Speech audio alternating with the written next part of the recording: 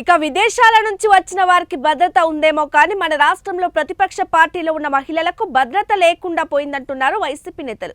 కూటమి ప్రభుత్వం వచ్చిన దగ్గర నుంచి రాష్ట్రంలో మహిళల భద్రత కరువైపోయిందని ఆరోపిస్తున్నారు. కూటమి ప్రభుత్వం వచ్చిన దగ్గర నుంచి మాజీ మంత్రి విడుదల రజనీపై వారి కుటుంబ సభ్యులపై అక్రమ కేసులు బనాయించి ఇబ్బందులకు గురి చేస్తూ ఉన్నారని ఆగ్రహాన్ని వ్యక్తం చేస్తున్నారు. చిలకలూరిపేటలో ఈ మేరకు ఏర్పాటు చేసిన మీడియా సమావేశంలో పాల్గొన్న వైఎస్ఆర్సీపీ పార్టీ బీసీ సెల్ అధ్యక్షులు సిద్దాడపు గాంధీ యాదవ్ కూటమి ప్రభుత్వంపై తీవ్ర విమర్శలు గుప్పించారు. ఈ మేరకు ఆయన మాట్లాడుతూ ఎమ్మెల్యే విడుదల రజనీపై చిలకలూరిపేట రూరల్ సీఐ సుబ్బారాయుడు ప్రవర్తనను చూసి ముక్కు మీద వేలేసుకుంటున్నారని చెప్పారు. గుర్తుంచుకోండి, అధికారం శాశ్వతం కాదు. అధికారం ఇవాళ 5 సంవత్సరాలు మీకు ఉన్నది.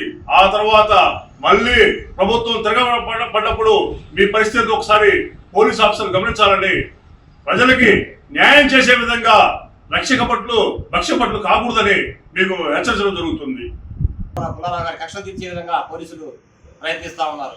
అంతేకాకుండా తెలుగుదేశం పార్టీ ఎప్పుడు అధికారంలో వచ్చినా కూడా బీసీల మీద అక్రమంగా అన్యాయంగా కూడా ఈ విధంగా చేయడం జరిగింది. గతంలో ఒక బీసీ నాయకుల మీద కూడా డిఎస్పీ గారు ఏ విధంగా చేసుకుంటూ మనం తెలిసిన విషయమే. అంతేకాకుండా నిన్నగాక మొన్న బీసీలకి గుట్టు మిషన్లు ఇస్తామని చెప్పి దాంట్లో 157 కోట్ల రూపాయల కుంభకోణం జరిగింది కూడా తెలిసిన విషయమే. ఇది వీళ్ళకి బీసీల మీద ఉన్నటువంటి ప్రేమ. ఎలక్షన్ ముందు బీసీల మీద ప్రేమలకు బీసీలు మాకు ఎన్నుముక అని చెప్పి అధికారంలోకి వచ్చిన తర్వాత బీసీని అణగదొక్కే కార్యక్రమం చేస్తూ ఈరోజు మహిళలను కూడా చూడకుండా ఈ విధంగా టీడీపీ నాయకులు చేస్తా ఉన్నారు. వాళ్ళకి తగిన గుణపాఠం బీసీలు చెబుతారని కూడా తెలియజేస్తా ఉన్నారు. పాల్పడతా ఉన్నారు.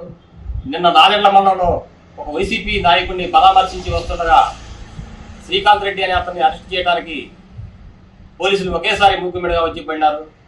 ఆ క్రమంలో ఎందుకు అరెస్ట్ చేస్తున్నారని చెప్పి మాజీ మంత్రి వర్యుడు